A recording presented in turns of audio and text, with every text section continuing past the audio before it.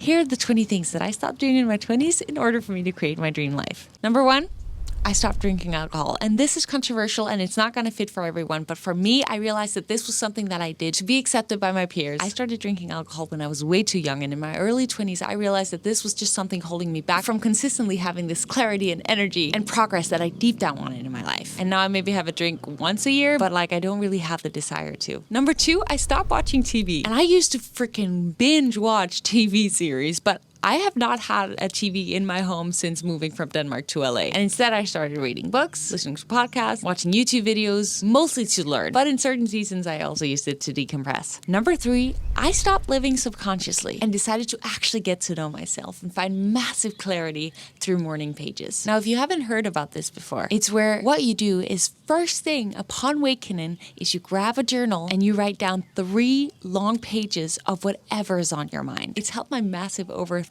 brain find complete clarity, release stress, solve issues, develop creativity, and allow my subconscious mind to come up with the most creative ideas and really get connected to what it is that I want, what's holding me back, what I gotta do to get there, and then create a plan that's gonna help me get there. Number 4, I stopped seeing my failures as failures. Whenever something did not go according to my plan, I've developed this habit of reminding myself of all the other times in my life I've wanted something in that moment and it not turning out the way I wanted it to, but then something better coming along. You know that relationship you maybe once wanted to stay in, but then it didn't work out, and today you are very grateful that it did not? Or that job that you didn't get, or you got fired from, but then a greater opportunity came because of it. Or maybe even you got sick, but you being forced to be laying in bed made you come to this realization, a new perspective, or maybe even new idea as to how you want to move forward in living your life. I ask myself, what's this here to show me? And really remind myself that everything's always working out for me. And even though I can't see it in this very moment, I trust that it is working out in the best way possible for me. 5, I stopped allowing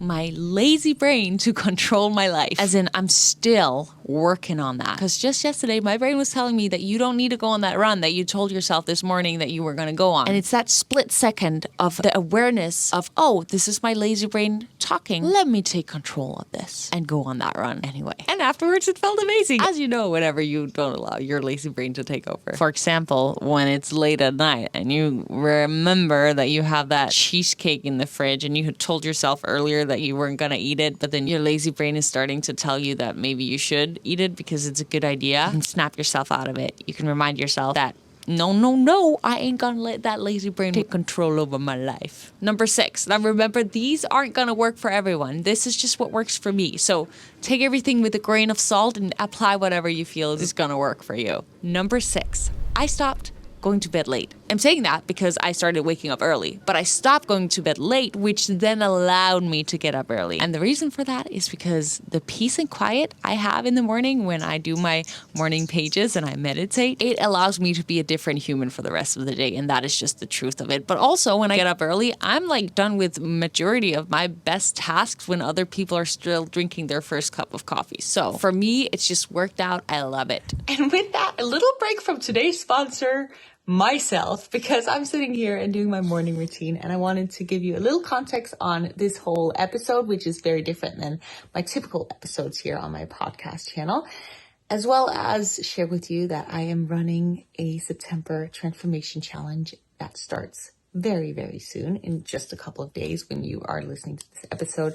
And in that challenge, we go deep into our subconscious mind through journaling every single day. So there's every day different prompts that really help you ask yourself questions that you most likely have never asked yourself before, which then helps you become more aware of what you really want and what it really is going to take for you to get there, as well as build self-love and self-respect and create a newfound loving relationship with yourself. Together with, of course, the workout program, the nutritional guide, my guidance daily inside of our community group, which is just the most incredible group of individuals. I feel so grateful to have gotten to be a part of these challenge groups, because the individuals inside of these groups are so supportive, wise, and just beautiful human beings. And sometimes when we're on this journey of wanting to better our life, it can be hard to find like-minded friendships. And the people in these groups are just magnificent. Having people like that in your life really is very, very valuable. You know what they say, you become like the people that you surround yourself. And so I just wanted to share that with you. I'll put the link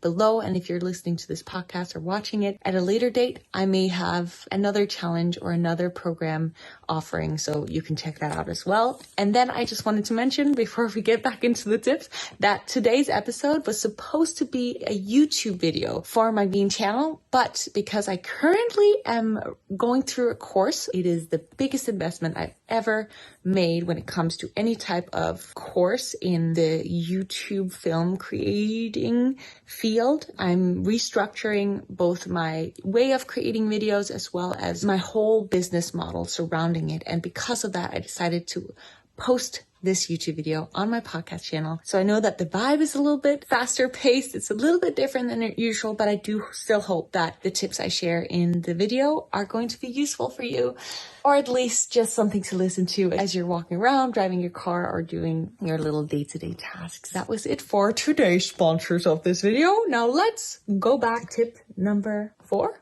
5, I'm not sure.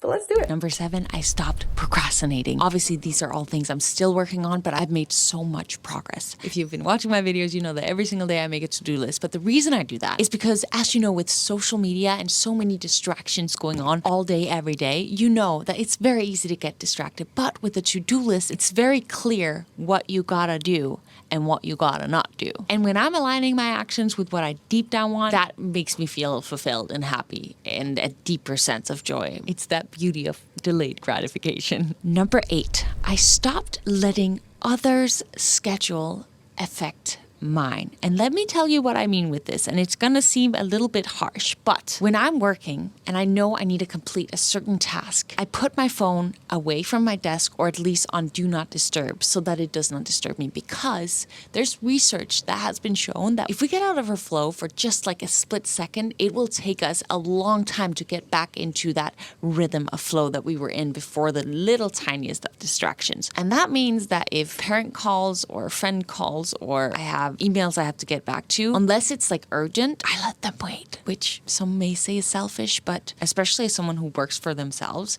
it can be very easy to constantly get dragged into other people's wants and wishes. And I believe that if I prioritize myself when I really need that, then I can also be so much more present and so much better of a person towards the people in my surrounding when it's time for me to be present as a family member or friend or business partner or associate. Number 9, I stopped ego lifting. Form controlled movements over everything is something I have learned in my 20s. Yes, it feels nice to be able to say or show that we can lift heavy, but if we're not doing it with the right form or in the controlled right way, we're not going to be making progress. For the most part, there are like certain exceptions, but the amount of results I've started seeing since no longer ego lifting or not prioritizing my form over the weight are wild. So if you have a fitness goal and you haven't been seeing progress, the nutrition obviously is very important, but also it may be something to bring with you in the pocket next time you go to the gym. 10, I stopped seeing rest days as a waste of time or as a lack of progress, because when you take that rest day, you're going to allow your body to recover. You're not building your muscle while you're working out. You are building your muscle during the resting phase. And oh my goodness, since I stopped making myself feel bad for taking a rest day and just like allow myself to completely recharge and give my body that recovery rest time, I show up the next day with so much more strength and so much more power, and it feels phenomenal. Number 11, I stopped being an atheist and I started believing in the universe, God, universal intelligence, whatever you believe in. And now, whether you believe in that or not, for me, it's helped me feel so safe whenever I've gone through uncertainty and challenging times or good times, in just knowing and trusting that I'm being guided, I'm being taken care of, and that there is a bigger purpose, a bigger energy surrounding me, helping me go through it all. Number 12, I stopped caring what other people think. Kind of. I'm still working on it, but I've come so far. And what I mean with that specifically is allowing other people's wants and wishes for my life determine what I want and what I need for my happiness in my life. And if this is something you're struggling with, a question I would love for you to ask yourself is, if I had zero fear, what is the one thing I would do today or this week or this year? If I had no fear, what would I go for? What would I do? Who would I be? Okay, there's construction working now down here, so I'm gonna move inside, I think, because otherwise it's gonna be loud. But look at this view. It's beautiful. Okay, I've made it inside. I think it's more quiet. I think it's better. So number 13, I stopped eating what I had always just been eating and actually started to learn about nutrition and aligning my nutritional choices with what I deep down wanted for my life, whether that came to a fitness goal or it came down to me wanting to be more healthy and gain mental clarity. And that has changed throughout my 20s and will probably continue to do so for the rest of my life. But just the awareness and willingness to be better about making the right nutritional choices for me at any given moment has been very life-changing. The reason I'm making this video is because tomorrow is my 29th birthday, and I was reflecting upon my 20s because I knew that my final year of 20s was about to come. And so I wanted to share the things that I had learned that really have been so truly magnificently helpful for me to create a life that I really, really love and a life that I used to dream about. Number 14, I stopped thinking that my way was the best way. To give you a little perspective, when I was 18 years old was when I read my first self-development book, and my dad brought it to my attention. He said, "You should read this book. I think it will help you." And I saw that it was about like loving yourself and loving your life. And I said, "No, Dad, like I already do those kinds of things. I'm already like that." And then I still had a little bit of curiosity as to what this Louise Hay Heal Your Life book was all about. I read it and I realized, wow, I have a lot more to learn. And I still tend to be stubborn in my ways, but just the willingness and awareness that my way is not the best way allows me in my curiosity to seek new ways of living and thinking and perspectives, which ultimately has led me to completely shift and change my entire life and mindset. Because if I had stayed and stuck with that stubbornness of my way is the right way, I would have never allowed myself to be exposed to these new ways of living, which, oh my goodness, they make me so happy. I stopped avoiding hard. I used to skip out on anything that I thought would potentially be hard. Not always, but like for the most part, my brain would be like, you don't need to do that. That's going to be hard. But now I know that the hard is what's going to lead me towards the thing that I deep down want. A hard sprint, hate it. Does it make me feel unstoppable and on top of the world when I'm done with the sprint? Heck yes. Does completing a hard work task always sound fun? No, but I know it's what's going to lead me towards becoming the person I want to become and create the life that I deep down want. Become aware of when you're avoiding it because you think it's going to be hard. Break it down into small steps. Simplify the journey of what it's going to take for you to get there and freaking go for it because it's what's going to make you become the person you want to be. I'm talking to my younger self here, and maybe if there potentially someone out there that needed to hear it today as well. Number 16, this is a deep one. So listen carefully. I stopped blaming other people when I got annoyed with them and started seeing it as a learning lesson to learn to love myself more. Because if there's something I get annoyed by someone else doing, it has to do with me. It has to do with whatever quality that they're currently showing me is a quality that I have learned or made myself to believe is not an okay way of being in this world. The construction workers have started again, and now it's so loud. And when I become aware that I'm currently annoyed with something someone else is doing, let's say that someone is being selfish because it's something I used to be annoyed with other people when they were, and I would judge myself big time if I was ever being selfish, because in my world, in my little mind, I had learned that if you're being selfish, you're not a good person. It's not okay to be selfish. There's 2 steps to this. One is figuring out when in my life have I been, let's say, selfish. And I remembered a time when I took that last slice of cake, when I knew that there were people around the table who also wanted that last slice of cake. I acknowledged, wow, okay, at that time in my life, I was selfish. That's part number 1. Figure out when in your life have you had that quality that you currently are annoyed with someone else having. And the second part of it is then learning to love that side to yourself so that you then no longer judge and get annoyed with anyone else, because when you've learned to love and heal that part within yourself, you will also no longer point your fingers and get annoyed when anyone else is, because you love the part within yourself. So you're also gonna, accept and love it within others, or at least understand, not all qualities are something that we want to love. And for me, it was understanding, when I took that last slice of cake, it was because I really wanted it and it brought me so much joy and happiness, and I just really wanted it. And with me understanding the reasoning behind my selfishness, when I then see other people out in the world being selfish, I will and can know that, okay, maybe there's a reason why they are cutting me in traffic. Maybe they're in a rush, or maybe they just really want to get to work early today. And instead of judging it, getting frustrating, and allowing my energy to be affected by it, I can now see that as another human just, wanting to get somewhere fast for some reason that I'm not aware of in this very moment. So whenever we're annoyed with our family member, partner, friend, coworker, ask what is the quality within what they're doing, and how can I learn to heal and love that part within myself, moving on to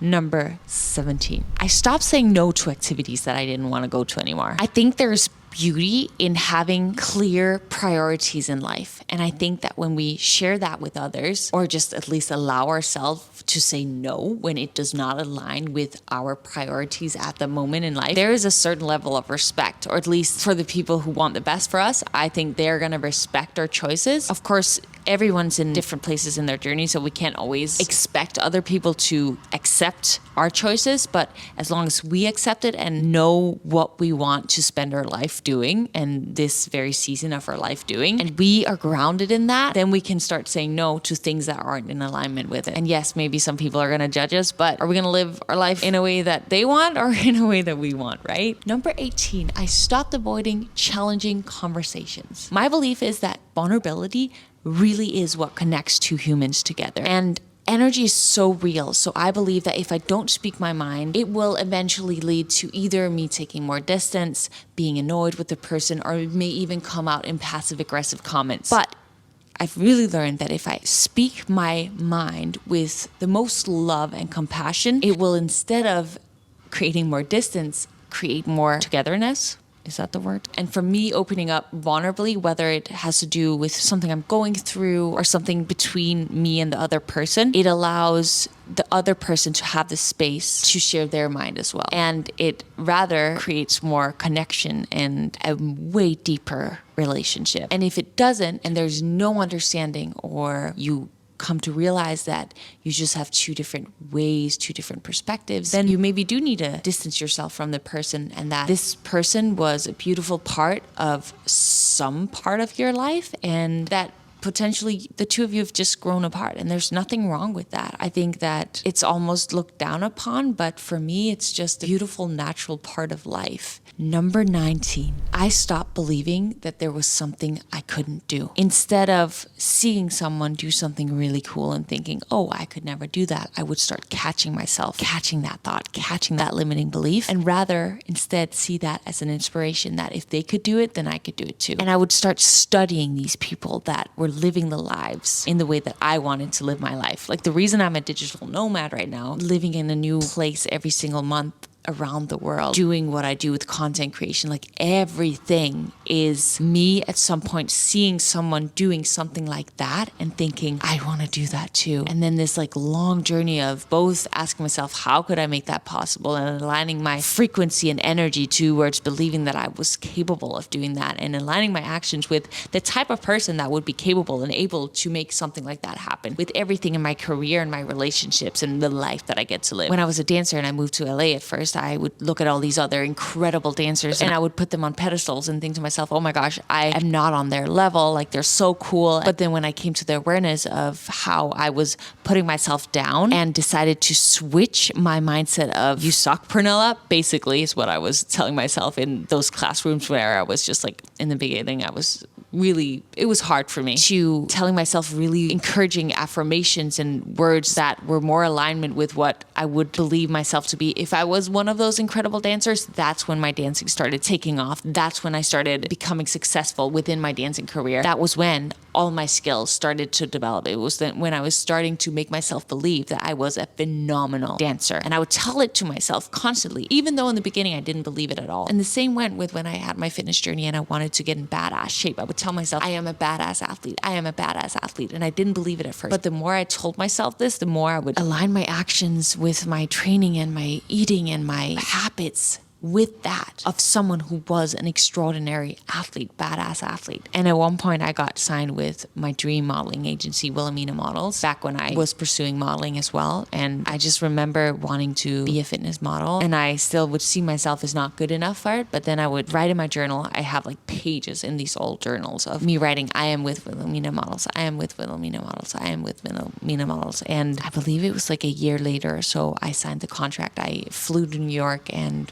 we signed the contract, and that was just like a massive manifestation of me making this wild shift in what used to be a limiting belief to what became my reality. And same with my content creation. I didn't know how to create videos at first. I learned everything through YouTube and different courses that I took, and just like little by little learning how to make videos and how to become a better editor and how to become better at speaking on camera. I was terrified at first speaking on camera. Literally just stopped believing that there was something I couldn't do. If I wanted something, making myself believe that I could do it, and then just freaking going for it. And number 20, I started listening to my intuition. Whenever I'm in doubt, not knowing what I should do, what's my next move, I either close my eyes and I meditate on it. I write in my journal, what about, and then this thing, I go on a hike and see what comes to me. I listen to that inner wisdom that we all have within and allow that to be the strongest guiding force in my life. Because whenever I've listened to my intuition, things work out. When I do things for other reasons, that's when it doesn't always turn out the way I wanted it to. I'm sure you're already using these habits in your life, but in the case that there was something new that spoke to you, I hope you use that inner intuition, that inner guidance, and allow you to let that into your life and practice it moving forward. Thank you so much for watching this video, and I will see you again soon.